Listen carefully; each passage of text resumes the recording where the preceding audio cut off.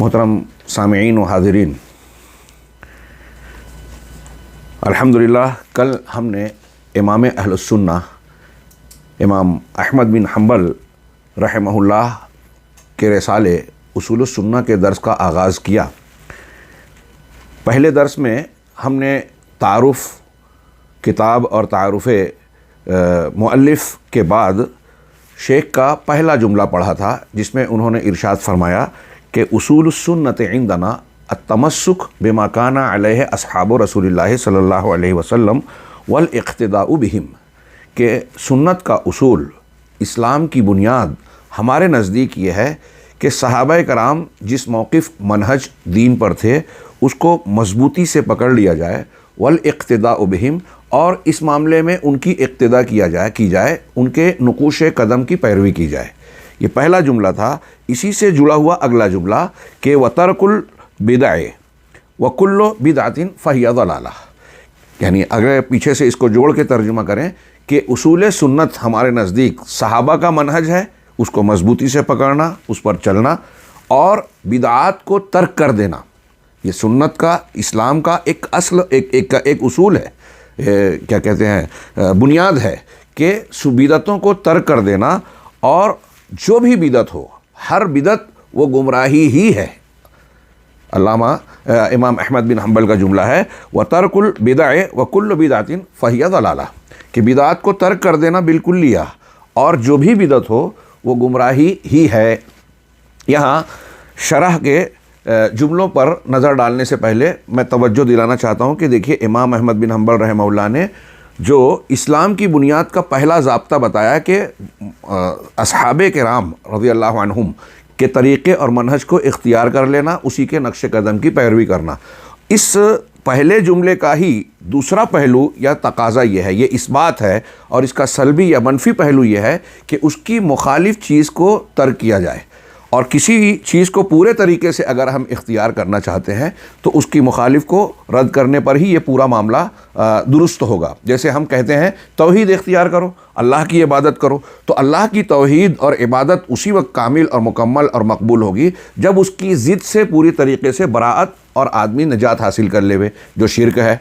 आदमी अगर शिरक में मुलव्वस हो गया तो उसकी तौहीद नहीं रही, और तौहीद पर पूरा कामिल उस वक्त होगा जब उसकी ज़िद से पूरी तरीके से अपना दामन बचा लेवे, और वो शिरक है। ठीक उसी तरह यहाँ शिरक के बाद हम सुन्नत की बात कर रहे हैं। इमाम अहमद ये बता रहे हैं कि सुन्नत की पैरवी ये है कि आप सुन्नत की ज़िद से बिल्कुलिया खलासी इख्तियार करें। ये बड़ा अहम पहलू है आज के ज़माने में, जहाँ मसलहतें दीन पर गालिब आती नज़र आती हैं। लोग मसलहतों की बुनियाद पर अपने दीनी मनाहिज और मौक़िफ़ को इख्तियार करते हैं, उसमें अपने मुख्तलिफ़ चीज़ों से समझौता करना हिकमत और मसलहत के नाम पर। वहाँ ऐसे मकाम पर जब आदमी सुन्नत को तर्क करके बिदत को इख्तियार करे, या अहले सुन्नत के बजाय अहले बिदत से राह व रस्म कायम करे और उनको तरजीह देने की बात करे, तो यहाँ उसका सुन्नत पर तमस्सुक का मामला डगमगा जाता है। और ये हम देखते हैं कि आज के ज़माने में बहुत सारे लोग, सिर्फ अवाम ही नहीं, ख़वास भी इस मामले में कहीं ना कहीं कोताही का, कमज़ोरी का शिकार नज़र आते हैं। इस तमहीद की नज़र में की रोशनी में अब आगे इस जुमले की शरह देखिए, और आप ये भी मलहूज़ रखें कि हम जिस शरह को पढ़ रहे हैं ये शरह भी बहुत ही मुख्तसर है। चुनांचे शेख ने कहा कि अल बिदअ हिया मा उहदिसा फ़िद्दीन अला खिलाफ़ि शरअ। बिदआत किसे कहते हैं? बिदअ, अल बिदअ अरबी में बिदअतुन की जमा है, बिदआत। और इसकी तारीफ़ के तौर पर इन्होंने जो इबारत नकल की वो इंतहाई सादा और आसान है। आप अहले इल्म की कई तारीफ़ात, जो बिदअत की तारीफ़ में बयान की गई हैं, पढ़ेंगे, सुनेंगे। इमाम शातिबी, अल्लामा इब्न तैमिया और मुहक्किक उलमा आमतौर से इमाम शातिबी की तारीफ़ को बहुत जामे कहते हैं। यहाँ हम सादी वाली तारीफ़ जो शेख ने ज़िक्र की उसी को अगर समझ लें तो बिदअत का तारुफ़ हो जाता है। वो क्या कि जो दीन में शरा के ख़िलाफ़, शरई अहकाम के ख़िलाफ़ दीन में जिसको ईजाद कर लिया गया है, ये हमारे अवाम को अच्छी तरह समझाने की इस बुनियाद पर ज़रूरत है कि बाज़ मकामात पर लोग जब बिदअत इख्तियार करते हैं और उन पर مواخذہ کیا جاتا ہے، اس کا رد کیا جاتا ہے، تو اہل بدعت اس کی تائید کرنے والے حضرات اس کی تائید کرتے ہوئے یہ کہتے ہیں کہ دنیا کی بہت ساری چیزیں ایسی آج ہم استعمال کر رہے ہیں، اس کو بروئے کار لا رہے ہیں، جو نبی کریم صلی اللہ علیہ وسلم عہد صحابہ میں موجود نہیں تھیں۔ وہ دنیاوی چیزوں کو دینی چیزوں پر قیاس کرتے ہیں۔ لہٰذا بدعت کی تعریف میں پہلا جملہ ملحوظ رہے کہ جو دین میں نئی ایجاد شدہ چیز ہو۔ اگر موبائل استعمال کر رہا ہے، کوئی لیپ ٹاپ استعمال کر رہا ہے، ہوائی جہاز پر سواری کر رہا ہے، یا کوئی بھی نئی مشین، نئی سواری اور نئی چیزیں اختیار کی جائے، یہ دنیا سے تعلق رکھنے والی چیز ہیں۔ ان چیزوں کو اختیار کرنے سے اللہ رب العالمین کے نازل شدہ دین میں کمی بیشی کا کوئی مسئلہ پیدا ہی نہیں ہوتا، سوال ہی نہیں ہے۔ اسی لیے بدعت کی آپ مختلف تقسیمات پائیں گے اہل علم کے یہاں، بدعت اضافی، بدعت فلاں، اور بدعت دنیاوی، بدعت دینی۔ تو دنیاوی بدعت کی کوئی روک ٹوک نہیں ہے۔ میں نے ایک دلچسپ جملہ کہیں پڑھا تھا یا سنا تھا، کسی نے کہا کہ مسلمانوں کا معاملہ پہلے اور آج میں بالکل الٹا ہو گیا۔ پہلے لوگ دین میں بدعت سے اجتناب کرتے تھے سلف، اور دنیا میں ترقی کر کے اس میں آگے بڑھتے تھے، اس کو بدعت کہیے، نئی چیزیں کہیے۔ آج الٹا ہو گیا ہے کہ دین میں لکیر کے فقیر بن گئے ہیں، ماحول سے، تقلیدی مزاج سے، باپ دادا سے، رواج سے جو کچھ مل رہا ہے اس کو دین سمجھ کے قبول کر لیا، اس میں تحقیق اور علم کر کے جو اصلی دین ہے اس کو اختیار نہیں کرتے، اور جو نقلی ہے یعنی لوگوں نے ایجاد کیا ہے، مطلب دوسرے لفظوں میں کہ دین میں نئی نئی چیزیں اختیار کر رہے ہیں، اور دنیا میں جو ایجادات کا معاملہ تھا، نئی نئی چیزوں میں آگے بڑھنے کا معاملہ تھا، وہاں پیچھے ہٹ گئے۔ پرانے اور نئے مسلمانوں کا یہ فرق۔ تو بہرحال ہم دین کے اصول کو جو پڑھ رہے ہیں، اصول کا تقاضا یہ ہے کہ اگر ہم سنت کا تحلیہ کریں تو بدعت سے تصفیہ ہونا ضروری ہے، اور اس اعتبار سے بدعت کا معنی اور مفہوم کہ دین و شریعت میں کسے بدعت کہا جاتا ہے یہ جاننا انتہائی ضروری ہے۔ تو اس سلسلے میں انہوں نے کہا کہ وہ چیز جو شریعت کے خلاف، علی خلاف الشرع، شریعت کے خلاف دین میں جس کو ایجاد کر لیا گیا ہو، جو نو آموز ہو، نو مولود ہو دین میں، احداث۔ اسی سے نبی کریم صلی اللہ علیہ وسلم کے خطبے کا وہ جملہ ہے، کلو محدثۃ بدعہ، محدثہ ایجاد شدہ نئی چیز، نئی بنائی ہوئی چیز۔ تو دین میں جو چیز نئی ہوگی وہ بدعت ہے، شریعت کے خلاف۔ وذالک لأن الشرع قد کملہ اللہ جل وعلا۔ اب اس کی وضاحت کر رہے ہیں کہ یہ اس طرح سے، اس بنیاد پر کہ اللہ تبارک و تعالیٰ نے شریعت کو مکمل کر دیا۔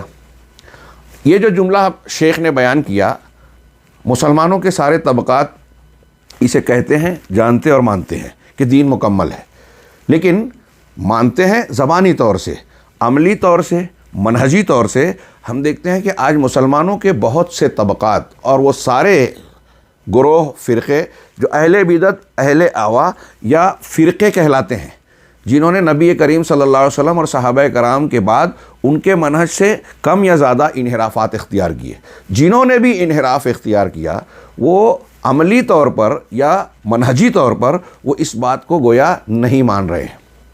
بقول امام مالک رحمہ اللہ نے کہا کہ اللہ کے نبی صلی اللہ علیہ وسلم اور صحابہ کے زمانے میں جو دین تھا آج بھی وہی دین ہے، جو اس وقت دین نہیں تھا وہ آج بھی دین نہیں ہے۔ سمجھنے کے لائق بات، کتنی سیدھی، صاف اور بہترین بات کہ اس وقت جو دین تھا آج بھی دین وہی ہے، قیامت تک وہی رہے گا، اور اس وقت جو دین نہیں تھا وہ آج بھی دین نہیں ہے۔ اگر کوئی شخص، امام مالک رحمہ اللہ کہتے ہیں کہ اگر کوئی شخص دین میں کوئی نیا کام کرتا ہے اور یہ محسوس کرتا ہے کہ یہ نیکی ہے، اس پر اللہ اجر و ثواب دے گا، تو وہ یہ کہہ رہا ہے کہ اللہ کے رسول جناب محمد رسول اللہ صلی اللہ علیہ وسلم نے اپنی رسالت کو پہنچانے میں خیانت کی، پیغام رسالت میں، تبلیغ رسالت میں آپ نے خیانت کی، پورا نہیں پہنچایا، آپ ادھورا چھوڑ دیے تھے۔ یہ بعد میں جو چیزیں اختیار کی گئی ہیں یہ انہوں نے بڑھا لی، اللہ کے رسول صلی اللہ علیہ وسلم نے لوگوں تک نہیں پہنچائی تھی۔ پھر امام مالک رحمہ اللہ نے جو جملہ قرآن سے یہی آیت پڑھی، الیوم اکملت لکم دینکم واتممت علیکم نعمتی ورضیت لکم الاسلام دینا، آج کے دن میں نے تمہارے لیے تمہارا دین مکمل کر دیا۔ سمپل بات، سادی بات ہے، مکمل یا کامل کسے کہتے ہیں؟ پورا، ہم ایک لفظ اور اردو میں استعمال کرتے ہیں، پورا پورا۔ تو جو چیز پوری ہے، کامل ہے، اس میں مزید کوئی اضافے کی ضرورت ہے، کوئی کمی کی گنجائش ہے؟ سوال ہی پیدا نہیں ہوتا۔ اب اگر کوئی پوری چیز میں مزید کوئی چیز کر رہا ہے تو پورے سے زائد ہے، وہ آگے کی چیز ہے۔ نبی کریم صلی اللہ علیہ وسلم اور آپ کی پیش کردہ پہنچائی ہوئی شریعت مکمل ہے۔ امام مالک کہہ رہے ہیں کہ اب مکمل دین میں کوئی شخص اگر نیا اضافہ کر رہا ہے تو وہ یہ کہہ رہا ہے کہ محمد رسول اللہ صلی اللہ علیہ وسلم نے دین کو پہنچانے میں خیانت کی۔ اب آج دیکھیے کہ نیکی سمجھ کر کتنے لوگ کتنی بدعات کے شکار ہیں۔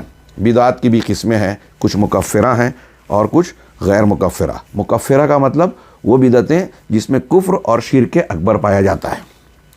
جتنے شرک ہیں سب بدعت بھی ہے، شرک جتنا ہے سب بدعت بھی ہے، کیونکہ وہ دین میں نئی چیز ہے، اور وہ ایسی بدعت ہے جو انسان کو اسلام سے خارج کر دیتی ہے، اس کو ایمان سے باہر کر دیتی ہے، اس کا ایمان ٹوٹ پھوٹ جاتا ہے، نواقض ایمان کہلانے کے لائق وہ چیز ہوتی ہے۔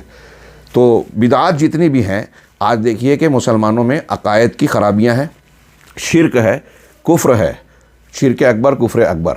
ظاہر سی بات ہے کہ جن لوگوں نے اپنے آپ کو مسلمان کہنے کے باوجود ایسی چیزوں کو اختیار کر رکھا ہے، انہوں نے اسلام کی اس اصل کو نہیں پہچانا جو حضرت امام احمد بن حنبل رحمہ اللہ اپنے دوسرے ہی جملے میں بیان کر رہے ہیں۔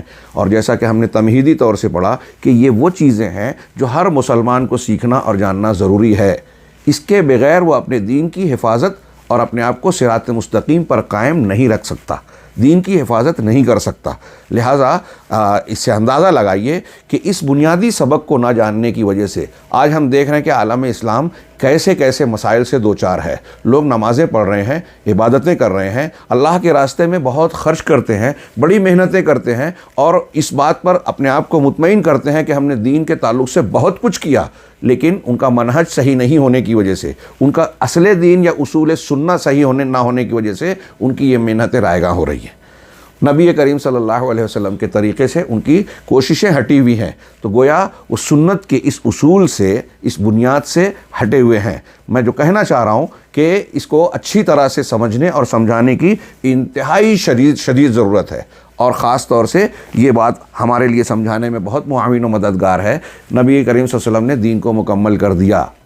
آپ کا جو دین ہے، بتائیے کسی بھی مسلمان سے ہم سوال کریں، وہ کتنا بھی جاہل ہو، مرد ہو عورت ہو، پوچھئے کہ اللہ کے نبی صلی اللہ علیہ وسلم نے جو دین ہم تک پہنچایا تھا عقیدے، عمل، احکام کی شکل میں، اگر ہم اسی کو اختیار کریں، اس میں کوئی اضافہ اور کوئی کمی نہ کریں، تو کیا ہماری نجات کے لیے اتنا کافی ہے یا نہیں ہے؟ ہاں، اگر اس نے نہ کہا تو یہ چیز اللہ کے نبی صلی اللہ علیہ وسلم اور قرآن کا انکار ہو جائے گی، کفر تک بات جائے گی۔ اور اگر اس نے ہاں کہا تو یہ ہاں کہنا جو ہر مسلمان کو کہنا پڑے گا، اس کا یہ ہاں کہنا اس بات کا اعتراف ہوگا کہ وہ چیزیں جو نبی کریم صلی اللہ علیہ وسلم کے بعد لوگوں نے ایجاد کی، دوسری صدی، تیسری صدی یا جب بھی، جنہوں نے بعد میں جو چیزیں ایجاد کی گئی ہیں، وہ دین کا حصہ نہیں ہے، وہ نجات کے لیے اس کی کوئی ضرورت ہے ہی نہیں۔